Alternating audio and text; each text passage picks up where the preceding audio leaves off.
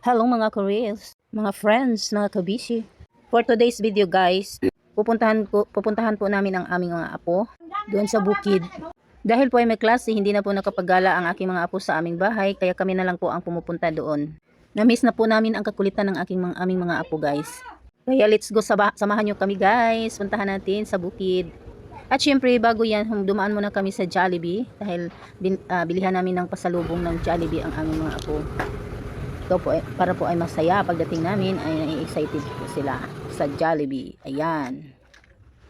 Ayan po guys, dumating na po kami sa bahay nila doon sa sa baba. Puntahan na po natin guys. Ayan na po ang mga apo ko guys, nakaabang. Hi Loy, please sama mo baby. Ako'y baby. Si Loy daw. Hindi mo man mong kapiloy. Wala kapila. May siya mo lang tawag cellphone bagay.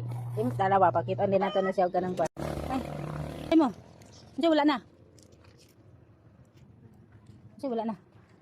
Pagulat mo ni Papa dito. Ikaw. Pagulat mo Papa ka manghalay pa si Papa.